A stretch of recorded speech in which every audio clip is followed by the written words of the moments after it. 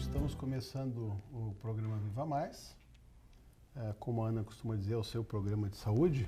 Eu acho que é muito mais do que isso, né? Hoje em dia é qualidade de vida, mas vamos deixar a modéstia de lado. Você que costuma nos assistir e quer interagir, tem o site do programa, que é www.programavivamais.com.br. Você pode acessar e eventualmente mandar suas dúvidas, ou o que a gente costuma fazer é, via de regra, trazer alguns colegas médicos ou entrevistados que possam esclarecer suas dúvidas também, ou eventualmente, se for da nossa alçada, se for coisa que nós podemos colaborar, a gente pode fazer um programa só respondendo essas dúvidas. O programa de hoje, nós temos dois convidados, fora a Ana, que está sempre junto comigo, né? Que é o Neito Antônio Bonotto, que é coach de alimentos, o Vitor Sorrentino, que casualmente é meu filho, já esteve algumas vezes aqui. O Vitor fez pós-graduação em cirurgia geral na Santa Casa, no Rio, pós-graduação em cirurgia plástica também na Santa Casa, em algumas outros hospitais do Rio de Janeiro, e nós fizemos juntos uma pós-graduação em nutriendocrinologia, do qual nós temos muito orgulho em falar, porque isso mudou a nossa qualidade de vida e mudou, inclusive, a nossa aparência. Você tem aí as gravações dos programas que foram feitos há 3 anos atrás. Se você comparar com isso, os meus vídeos de 3 anos atrás para os meus vídeos hoje, é uma grata felicidade. Eu devo muito isso ao Dr. Laí Ribeiro, que numa das entrevistas me chamou a atenção para algumas coisas que eu fazia muito errado e que, como a maioria dos colegas, ainda tinha uma visão um pouquinho defasada da realidade, e é justamente isso que a gente quer esclarecer hoje. Então, nós trouxemos aqui o Neito, que trabalha como coach de alimentos, e o Vitor, que vai falar bastante também do porquê alguns alimentos a gente deveria usar e outros não. Sejam bem-vindos. Sejam bem-vindos, e a gente quer agradecer a disponibilidade do Vitor, né, já que a agenda dele está super lotada, e é o orgulho da tia dele. Inclusive, assim, ó, a agenda super lotada, a grande maioria das nossas perguntas no site são para o Vitor e para o Miguel. E Vitor, e ele acabou de chegar de um congresso onde ele foi, teve um congresso em São Paulo, né, Vitor, onde teve pouquíssimos palestrantes do mundo inteiro, e ele foi uma das pessoas mais assistidas e bateram foto e tudo mais, e isso é orgulho da tia dele também. Então, a gente tem que fazer divulgação, né? E é o meu orgulho, eu tenho que fazer propaganda. Vitor, me diz uma coisa, as pessoas ficam mandando perguntas, perguntando, como é que é essa dieta do glúten? Claro, elas assistem o programa e ficam em dúvida. Como é essa dieta do glúten? Como é que é essa dieta da lactose? Como é que é essa dieta do GH? Tu podia explicar um pouquinho, é dieta do glúten? É dieta da lactose? Como funciona isso? Até para as pessoas ficarem mais esclarecidas, né? Eu, como convivo um pouquinho com vocês, sou um pouquinho mais esclarecida com isso. Mas eu entendo que as pessoas que veem mais superficialmente ficam muito em dúvida mesmo.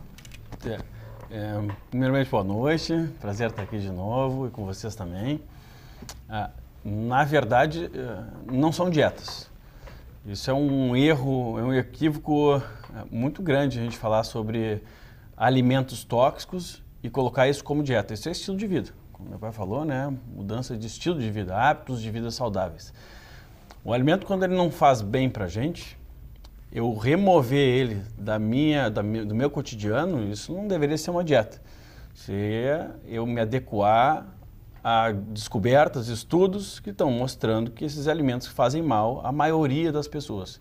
Bom, nem todas as pessoas são prejudicadas, por exemplo, vamos colocar aqui, pela maconha. Tem gente que vai usar a vida inteira e acha que está fazendo bem a ela, só que não sente nada, né? Eu não vou entrar nessa questão se faz mal ou faz bem, porque isso aí é papo para toxicologista conversar com vocês. O alimento, quando ele não faz bem, nem sempre a gente sente também. Ele pode entrar uma vida inteira, tu imagina que durante a nossa vida vai entrar de 3 a 7 toneladas de alimento pela nossa boca. Entrou na boca, o alimento é reconhecido como ele é bom ou ruim para o nosso corpo por um processo que a gente chama de tolerância oral. A partir dali, todo o nosso sistema digestivo vai estar apto a aproveitar esse alimento ou não aproveitar. Se ele faz mal para a gente, ele já começa lá no estômago a causar uma irritação que às vezes a gente não percebe. Quando passa pelo intestino, e aí é o momento de realmente absorver esse alimento, a gente tem uma camada muito fina, uma barreira muito fina entre o alimento, ou seja, ele ainda está externo, entrou no nosso corpo, mas a gente não aproveitou ainda, e o nosso meio interno, né? A circulação, os órgãos. Quem faz esse papel é um batalhão, é um exército que são os lactobacilos, a gente chama é a microbiota intestinal. Esse exército, essa microbiota intestinal, para vocês terem uma noção, é tão importante que a gente chega a ter de 10 a 20 vezes mais células de micro-organismos da microbiota do que células do nosso corpo. Então a gente tem mais bichinho vivendo dentro da gente do que a gente mesmo. E aí a gente volta os sábios chineses que diziam que o intestino é o nosso cérebro, né? O nosso segundo cérebro. Ali vai ser decidido se entra ou não o alimento. O problema é que, uma vez que esse exército ele é uma camada fina, ele aguenta durante um período suportar porcaria, suportar os alimentos que não fazem bem a ele porque são agressores. Chega um momento que se entrar todos os dias esse alimento, o que acontece? Esse exército vai se desmontando. E aí começa a haver um desequilíbrio na nossa flora intestinal, na nossa microbiota intestinal. Esse é o primeiro passo para que o alimento comece a lesar, de fato, a parede intestinal, a escovinha que aproveita ou não os alimentos, a nossa peneira. Imagina uma peneira fininha que começa a ficar esburacada. Ali passa um alimento, passa outro alimento que não é para passar. Chega um momento que ele passa tanto, é tão intensa essa passagem, que a peneira fica lesada. Ou para sempre, ou a gente tem processo depois que possa recuperar ela. O alimento entrou, a gente tem um outro exército para combater ele. E esse exército, imagina todos os dias entrando um alimento que não faz mal para a gente, e um exército combatendo todos os dias. Os soldados cansam. E aí esse alimento entra em contato com o nosso sangue e aí vai ser distribuído por todas as células do nosso corpo. Então essa toxina dos alimentos, elas fazem mal para quase todas as pessoas quando elas passam por esses processos. E o que a gente descobriu hoje? Hoje não, já faz bastante tempo. É que existem alimentos que são muito tóxicos para grande parte da população. E aí, por isso que se fala tanto na dieta do glúten, porque o glúten está entre os primeiros deles.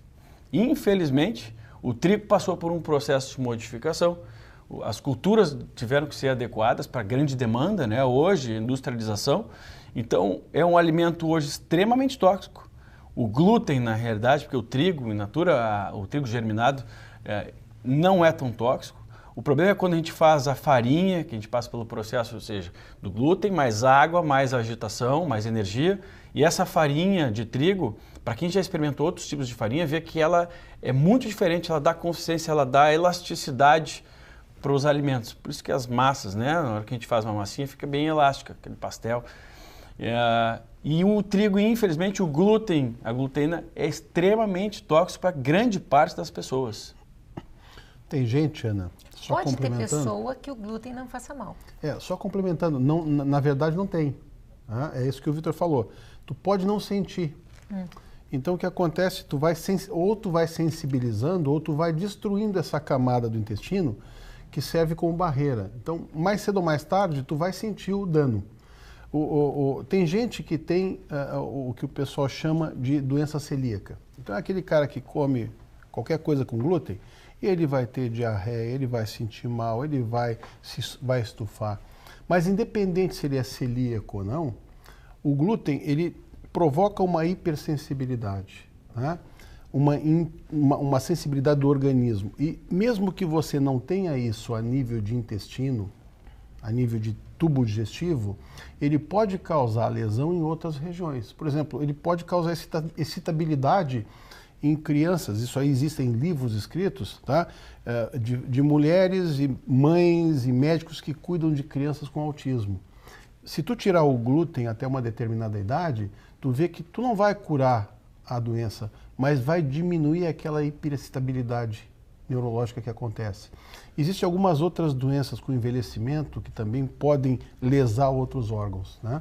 Então não é porque tu não sente a lesão. Por exemplo, eles vão falar sobre leite. Eu não tenho intolerância à lactose.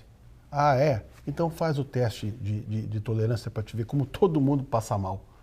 né? Então, assim, não é porque tu, de repente, tu não fica estufado, não vomita, não tem diarreia, não vai parar no hospital, que isso não te faça bem, não te faça mal. Na verdade, ele vai te causando mal. Para cada pessoa, causa mal de um jeito diferente. Tem o cara que tem intolerância. Esse aí, coitado, eu assisti há pouco tempo num programa, desculpa estar cortando um pouco, mas eu até comentei, né? Eu assisti num programa de televisão de saúde de manhã, uma criança que eles estavam tentando desensibilizar dessa intolerância que a criança tinha à lactose. Quer dizer, coitado do moleque, eles estavam dando microdoses todos os dias para que depois de um mês eles pudessem dar uma dose, um copo de leite, e ele não estufasse, não ficasse cheio de gases, não tivesse diarreia. Não é muito mais fácil tu cortar? A questão central é o seguinte, para que serve o leite hoje? Não serve para nada mais. A gente vai entrar nesse assunto. O leite para mim é muito fácil, porque eu nunca gostei de leite, tenho intolerância desde pequenininha e me acostumei a não tomar. Mas realmente o glúten... Posso sabe que é mais fácil, aí é o papel. É isso que eu ia perguntar pro Neito. Mas, Neito, eu, por exemplo, que eu curto um glúten, adoro um pãozinho. Tem como fazer um pão gostoso sem o glúten? Primeiro, obrigado pelo convite de novo, tá? Tem sim, e... Porque os pães que eu comi sem glúten, honestamente, não fica igual. A questão que o Vitor comentou da elasticidade, né? O glúten dá esse efeito de liga, que muitas vezes os chefes ou nutrólogos, eles têm uma grande dificuldade em colocar de ingredientes. Eu disponibilizo, acho que semanalmente, Facebook, Instagram, etc. O Vitor também já compartilhou diversas receitas em que a gente faz os pães e eles ficam até melhores que os pães convencionais com glúten. Tem muita opção, uma opção muito boa, por exemplo, Neito, tu tem que montar uma padaria, tu vai ficar rico. Pois é, o problema é tempo, né? Se tu conseguiu um pão melhor. O tempo dele já tá esgotado lá, atendendo os pacientes da clínica. Não dá sugestões a mais. Tá bem difícil. Cata um padeiro, bota um padeiro para cozinhar sem glúten, tu vai ficar rico. Mas é muito complicado.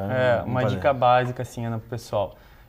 Não ficar só numa farinha, por exemplo, só arroz. Fazer um mix de farinha de arroz com farinha de quinoa, por exemplo. E adicionar gordura. A gordura é muito boa para fazer a liga. Então, por exemplo, gordura do coco, a gema do ovo é ótima. Então, o pessoal às vezes faz restrição achando que aquele pão vai ficar menos saudável por ter ovo. Bem pelo contrário, ele fica muito mais saudável. O pão sendo não ser integral, o fato dele não ter o glúten, ele já é benéfico. Hoje ou ontem eu postei um pão de batata doce. Ele fica mais maçudo, mais gostoso, te dá uma saciedade maior e o gosto, não sou eu, as pessoas que provam, elas acham melhor que o pão convencional. Sem toda a questão do glúten ainda no pão convencional, no Brasil ainda se adiciona, por exemplo, bromato, né? É um negócio que é proibido, que ninguém mais fala, como se fosse proibido falar, ou as pessoas mais antigas acham que não existe mais, mas se usa em padaria de bairro, inclusive. Extremamente tóxico a tireoide, né? Tem um controle mais rigoroso a nível de supermercado, porque a fiscalização é mais incisiva, né? É uma concorrência muito grande. Agora, padarias de bairro usam bromato indiscriminadamente. Eu estudei muita tecnologia de alimentos na Europa, andei me atualizando lá e às vezes eu digo lá, até em Portugal, na Espanha, que são países agora que estão mais pobres, pego e brinco, no Brasil ainda se usa bromato no pão, o pessoal acha que é piada. E tem toda essa questão de influência negativa em função da tireoide, do bromato, entre outras coisas. Mas o que o bromato faz? O padeiro usa menos farinha, por exemplo, o bromato incha o pão e fica aquele pão de vento praticamente, né? Então fica um pão inchado, crocante, bonito e gostoso, mas deixa ele esfriar ou ele passar o tempo. Então, isso é uma coisa que não se faz na teoria, mas na prática se faz. Foi proibido isso aí, se não me engano, na época que o José Serra era ministro da Saúde. Então, isso aí já tem o quê? Uns 15 anos, pelo menos. O governo Fernando Henrique, né? Foi proibido totalmente o uso de bromato. E a gente ainda usa. E quais são, conta aí pro pessoal, opções de farinha, né? Porque, mas se eu não usar farinha de trigo, o que eu vou usar? Um monte de coisa. Por exemplo, farinha de arroz. Farinha de arroz integral para quem quer um pão mais escuro. Grão de bico. Para quem busca um... Dá o endereço do teu... Do Instagram. Do Instagram. Para quem não tem o Instagram, é www.instagram.com/cheftonton, igual o nome que vocês estão vendo embaixo aí. E para quem tem Instagram, @cheftonton. Vocês podem também entrar no do Vitor, lá também ele tá sempre colocando algumas receitas que eu faço para ele. E, bom, continuando nas farinhas. Farinha de arroz integral. Para quem busca uma alimentação com um teor mais baixo de carboidratos, etc., farinha de grão de bico. Olha, farinha de grão de bico, não vou fazer propaganda, mas a gente tem lojas, tá, que vendem farinha de grão de bico orgânica de qualidade a R$3, R$4. É uma farinha super fácil de manipular, dá para fazer inclusive fácil de frango ainda, empanado, né? Entre outras coisas.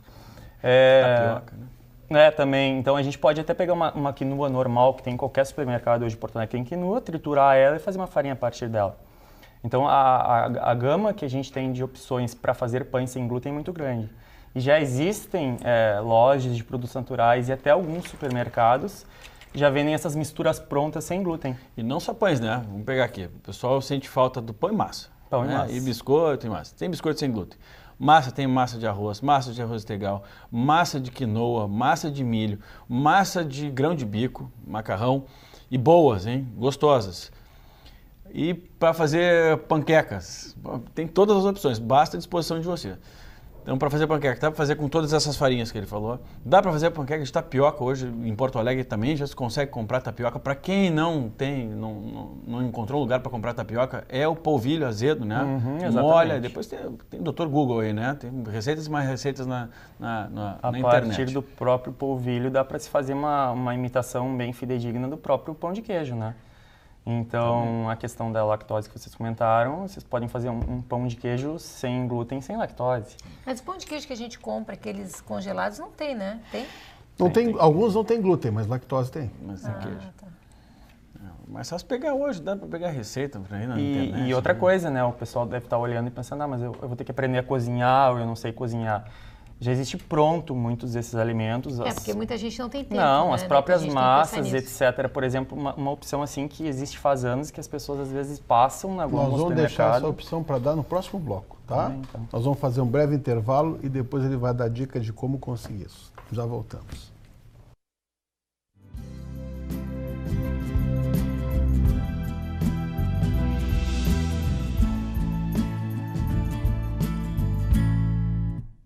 Seu sorriso está sempre com você.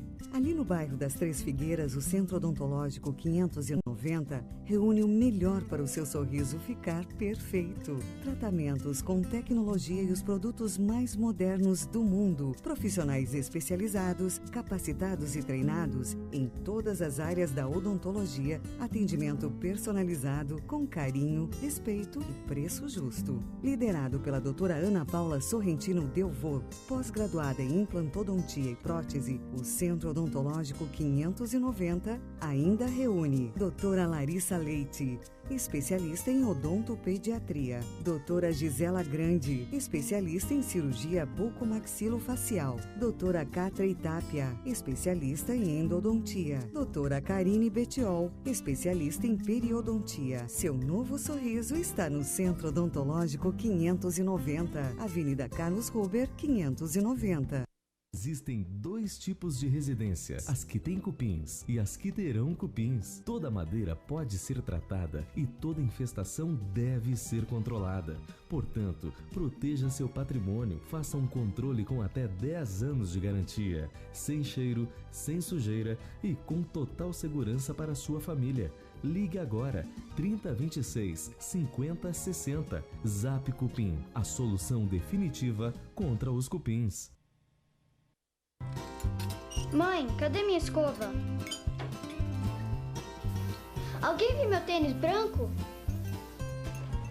Olha na escada, Bia. Quem usou minha pasta de dente? Foi eu. Credo, ele come pasta de dente. Que nojo. Léo. Alguém viu minha mochila? Se eu não achar minha mochila, eu vou perder o ônibus. Alguém tá me ouvindo nessa casa? Vocês dão a mínima se eu perder o ônibus? Eu sabia. Perdi o ônibus. Pai, pode me levar pra escola? Só tava esperando você pedir. Engraçadinho você. Sua família. Dá um beijo na tua mãe. Não está na hora de você se dedicar a ela? Da Igreja de Jesus Cristo dos Santos dos Últimos Dias. O Laboratório Endocrimeta realiza exames de alta precisão em suas 15 unidades contando com colaboradores que prestam um atendimento mais humanizado.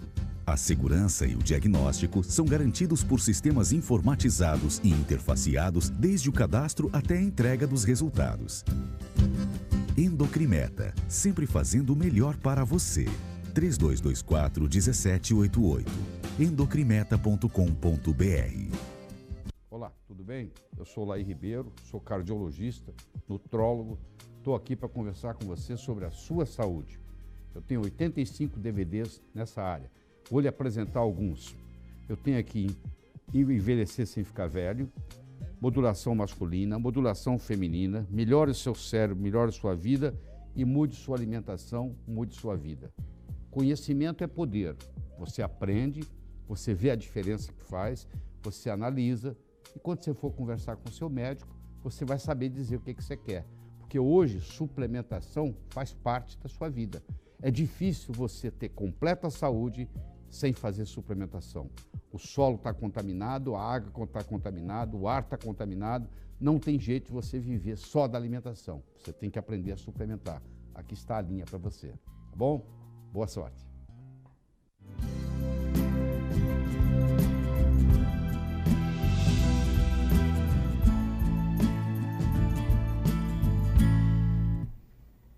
O Miguel interrompeu na hora que nós estávamos falando, que o Neyton estava falando sobre a massa, né, Neyton? Sobre a farinha da massa. Isso aí, então eu ia dar uma dica pro pessoal que está em casa, que quer abolir o glúten de vez. Uma massa simples, rápido, vocês levam, olha, 1 minuto para fazer. Tem uma massinha que chama, não necessariamente a marca dela, tá? Então vou citar o nome, Bifum. É uma massa de arroz muito usado na culinária japonesa e chinesa. Se encontra em Porto Alegre, assim, ó, faz uma década, supermercados na região da parte de importados ou na parte ali de culinária japonesa ou chinesa.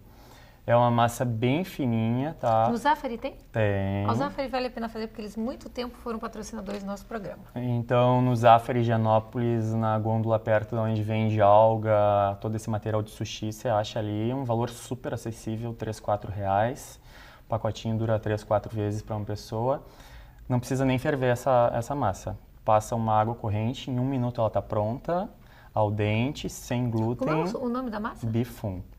Uma massa de baixo valor calórico, não é uma massa integral, mas é uma massa isenta de glúten, baixo sódio. Para quem está fazendo dieta e não está fazendo dieta, é um ótimo alimento e qualquer coisa que tu agregar nela dá sabor. Então é uma massa super neutra e que tem um sabor ótimo. É aquela massinha que parece um cabelinho de anjo? Exatamente essa. Branquinha, que é feita de arroz. Que quando vai em restaurante chinês, tal, eles botam isso aí em alguns pratos. O pessoal brinca que é miojo.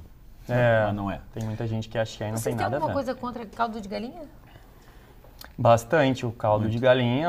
Isso na internet eu sou conhecido porque eu sou totalmente contra o GMS, que é o glutamato monossódico, faz algum tempo. Tu e toda a comunidade científica que esteja um pouco atualizada sobre todas as toxinas cancerígenas que existem na nossa alimentação.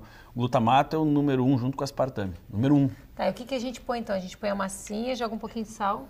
Olha, o próprio caldo, hoje já está vindo opções, tem lojas de produtos naturais de Porto Alegre já estão vendendo caldo isento de glutamato e caldos naturais. Não, e o próprio... é fácil fazer o caldo de galinha? É muito fácil. Bota um pedaço de galinha lá, o pessoal da nossa família, os italianos fazem isso. Para quem está cozinhando lá, tem cozinheira, guarda o caldo, cozinhou, fez uma sopa, por exemplo, guarda aquele caldo, congela. Aqueles cubinhos lá tu usa para fazer caldo de galinha, caldo de carne, mesma coisa, caldo de legumes. Estou sempre fazendo, dura meses congelado, o valor é bem mais baixo. Tu consegue controlar, um caldo qualquer, tu já salga 10 vezes mais o alimento.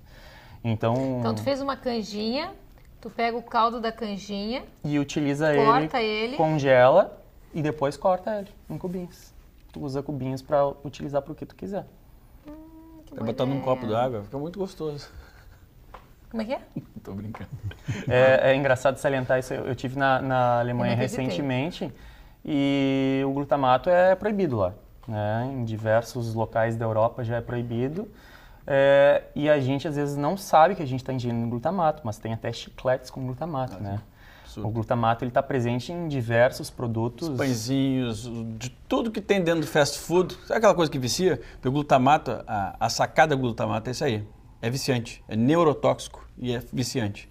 Então, esses pãezinhos maravilhosos desses fast foods, essas carnes dos fast foods, as batatinhas dos fast foods, é tudo com glutamato. É aquele salzinho que a Aninha adora. Tudo que é molho, né? A maioria dos molhos eles colocam. É aquela história. Tem uma máxima na parte de nutrição, né, que diz o seguinte: tudo que tu gosta muito, cuidado que te faz mal. Porque teu organismo, para poder aguentar as besteiras que a gente faz, ele acaba produzindo endorfinas. Que é o que o Vitor estava falando no intervalo sobre o glúten, né? Por isso que muitas vezes, quando tu corta, tu tem a sensação do que tu estava dizendo agora no intervalo. Não, eu tentei cortar o glúten por uma semana, me deu dor de cabeça. Por quê? Abstinência, né? Então, tu acaba fabricando endorfinas porque teu organismo pensa o seguinte: pô, esse maluco vai de novo me mandar esse negócio que me faz mal. Então, eu vou dar um jeito de neutralizar um pouco dessa sensação de mal-estar que vai me causar. E acaba liberando endorfinas. Então, tudo que tu gosta demais de comer, abre os olhos, porque geralmente não te faz tão bem assim. Né? Qualquer pessoa que come glutamato e vem me dizer que tem bom paladar ou vem questionar gosto comigo, olha, a língua da pessoa está queimada. No último programa que vocês me convidaram, comentei das regiões da língua, etc. A gente tem uma região para amargo, etc. O glutamato, ele afeta toda. Então, sempre que colocar glutamato vai ser hiperpalatável. Então, a gente sempre vai achar gostoso. E hoje se prega uma linha defasada na nutrição, e até alguns nutrólogos também, de que alimento com sódio é ruim e sem sódio é bom. Mas tem alimentos naturais, por exemplo, água de coco, que é rica em sódio, um bom sódio. Né? Só que as pessoas não sabem. Então agora está começando a se falar que tem que ter o sal. Não é o sal, tem que ter aquele sódio que vem da natureza. Esse sódio é bom. Então o que as pessoas fazem? Vende no supermercado, diversas marcas, sais com baixo sódio que tem glutamato. Porque o glutamato vai ter baixo sódio. Então a pessoa está ingerindo um alimento muito pior do que o sal, do que aquele sódio ruim. Ela está ingerindo um sal com baixo sódio e agora várias pessoas vão olhar em casa e vão ver lá. Vão ter algum tempero, alguma coisa, baixo sódio, mas rico em glutamato. Então prefira o sal, entendeu? O sal refinado vai ser menos pior nesse sentido. O sal vai inchar, vai causar alguns problemas, mas o glutamato é infinito o número de problemas e tem artigos já relacionando a fatores cancerígenos. O glutamato tem que ser abolido. Não tem outra escolha a não ser abolir o glutamato. São algumas coisas que as pessoas se apegam, né? Que acho que no último bloco a gente contextualiza um pouco de uma forma mais ampla, né? Vocês vão ficar sabendo no último bloco. Por que não deve se apegar em calorias, em evitar calorias altas, em evitar gordura, em comer coisas light, diet, zero. A gente vai explicar no último bloco por que as dietas não funcionam, por que o negócio dietético, light, zero, são piores do que os normais normalmente. Então, e por que caloria já não se fala mais de caloria há muito tempo. E esse negócio essa questão de estarmos defasados ou não, parece brincadeira. Parece brincadeira alguém receitar, falar, esses dias num canal de internet, uma nutróloga foi falar que esse papo de refrigerante causar celulite é mentira. Para que falar sobre refrigerante? Algum ponto positivo sobre refrigerante? Não tem ponto positivo, nem a água do refrigerante faz bem. Agora a pessoa se prestar para ir num meio de comunicação, para falar que não, que tomar um refrigerante por dia não é problema e não causa celulite. Pô, pelo amor de Deus. Aí parece brincadeira. Então, não é só estar defasado, é um bom senso. Né? Por que eu vou enfiar leite para dentro de uma criança que tem intolerância à lactose? Para quê? Graças a Deus que ela tem intolerância. Ainda bem, eu costumo dizer, isso aí é sorte de quem tem intolerância, porque normalmente é o seguinte, a gente pode ter 3 processos. A alergia me mata, a alergia pode dar edema de glote e eu morrer. A intolerância é isso aí, é diarreia, sintomas gástricos. E a hipersensibilidade é o pior, porque eu passo a vida inteira sendo atacado por uma toxina sem saber que aquilo faz mal para mim. Então os piores são aqueles que não sentem, assim como a menopausada. A pessoa está na menopausa, tomara que ela sinta alteração que causa a deficiência dos hormônios no corpo dela, porque se não sentir, ela vai ficar ausente de um hormônio que é responsável por 450 funções, o outro 400 funções, o outro 200 funções, o outro 400 funções, todos em níveis abaixo do limite inferior. Cada um que executa essas funções, alguém vai pagar o pato. Né? No corpo, alguém vai ter que se virar sem aquela função. Então, tomara que sinta a alteração que acontece, porque vai procurar, aí sim, tem as formas corretas de fazer, mas aí basta, sinceramente, basta interesse, porque abrir hoje a internet, o conhecimento foi democratizado, a gente pode ter acesso a tudo lá pela internet. Tem coisas ruins e coisas boas, mas depende de bom senso crítico, né, juízo, e procurar as verdades, que estão aí, né? Qual é a alternativa para o leite? Porque, por exemplo, eu estou perguntando, estou fazendo o papel aqui do paciente, tá? Eu adoro leite, ao contrário da Ana que nunca tomei leite. Nunca tomou leite. Eu não tomo leite, eu tomo água e fico muito bem. Eu adoro leite. Né? Olha, eu vou pro quarto com um copão de leite assim, com um copão de água assim, tomo água antes de dormir. E tem um copão de água assim que eu tomo a hora que eu acordo. Não, mas não faz falta nenhuma. Eu cansei de fazer altas quantidades de milkshake depois de voltar do treino, tá? Daí troquei para um tipo de leite que eles vão falar aqui, né?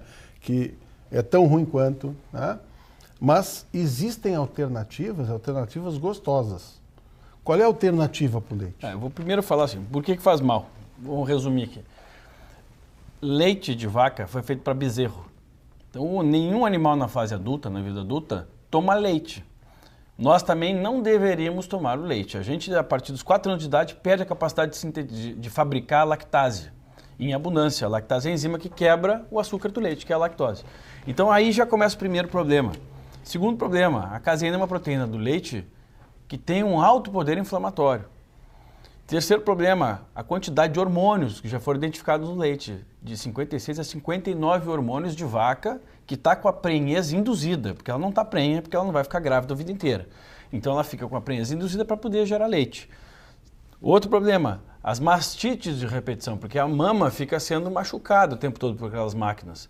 Você não pense que a maioria das vacas que estiverem machucadas vão parar de doar leite só porque estão tomando antibiótico. Vai passar antibiótico para a gente de vaca. Agrotóxicos, pesticidas, é uma infinidade de coisas. Fora o fato de, no final das contas, ainda esse leite passar por um processo de pasteurização, onde boa parte das proteínas são quebradas, desnaturadas, e a gente fica... Só fica coisa ruim. E os lactobacilos que seriam bons, vão mortos também. A única parte boa foram mortos. Então, é um monte de problema. Aí a gente entra na questão, mas e o leite sem lactose? Continua com todo o resto. Fora as contaminações, hein? Apareceu uma, outra aí, é uma festa de contaminação. Então, sem lactose, fico com o resto todo, fico só sem o problema da lactose. Agora tem outras opções mais saudáveis, infinitamente mais saudáveis. E aí, Neito nos conta aí quais são essas melhores opções e como fazer para ingerir elas. Vale um parênteses ainda aí que o leite sem lactose, a lactose é um açúcar. Ele está quebrado. Vocês vão provar, essa lactose ela foi quebrada, ela não é magicamente excluída dali. E eles sempre adicionam a enzima lactase. Então, por exemplo, para a pessoa que já tem tendência ou tem diabetes, tem glicose, não tem mais lactose. A glicose é um açúcar de maior índice glicêmico ainda, estimula mais a liberação de insulina. Então, quando o pessoal fica muito feliz, eu estou usando determinado produto sem lactose. Sim, mas agora esse teu produto tem glicose. E galactase. Né? Exatamente. A lactose é galactose mais glicose. Quebrou, vai sobrar os dois. Quebrou, vai sobrar os dois. O que a gente vai fazer com a galactose é que ninguém sabe também, porque a glicose a gente aproveita. Então, hoje a gente tem diversas opções. Às vezes eu sou questionado ainda nas pessoas que nem meu pai começou um trabalho lá na clínica com o Vitor e o Miguel ano passado, de anti-aging, e falou, eu abro mão de qualquer coisa menos meu café com leite de manhã. Tentei explicar, centro de casa não faz milagre, né? Fui devagar, hoje depois de 1 ano e meio ele não está mais consumindo, mas foi muito difícil e ele ficava insistindo no leite com baixo teor de lactose, sem lactose, achando que estava fazendo muito benefício. Expliquei para ele. Ele falou, não, mas então eu moro para fora, eu vou pegar o leite orgânico direto da vaca. Aí eu falei, sim, mas tu vai ter que levar altas temperaturas, porque tu não tem controle, questão de bactérias, etc. E outra coisa, vai estar ingerindo um leite extremamente calórico, porque é um leite integral, não que seja ruim. Então vai ter o fator da lactose da caseína igual, só não vai ter o que o Vitor falou, pesticida, agrotóxico, antibiótico, etc. Hoje a gente tem diversos leites vegetais que são boas opções, vale salientar que a soja não é uma boa opção de leite vegetal, isso já foi falado em outros programas pelo Vitor e pelo Miguel. Eu gosto muito do leite de amêndoas, que vocês podem fazer em casa. O pessoal vai no supermercado e diz, Neito, mas é tão caro. Vocês podem fazer em casa, eu já postei essa receita. Botar Chef Tonton leite de amêndoas, vocês vão achar essa receita. Tem no site da Federação Brasileira de Musculação, eu postei lá também. Leite de arroz. É um leite que está começando a vir para o Brasil, que é muito comum na Espanha. €1 lá, leite de chufa. Tem já para vender em Porto Alegre. Aí é questão do paladar da pessoa se adaptar mais a um leite ou mais a outro, né? De coco, de quinoa. Eu sempre gostei mais quando eu também tenho intolerância à lactose desde muito cedo. Na época que eu modelava, me disseram que o leite engrossava a pele, que era para mim retirar. Quando eu tentei consumir de novo, não consegui mais. Então faz mais de 10 anos já, tem uma intolerância severa. Eu gostava até então de leite de cabra, que tem uma digestibilidade menor e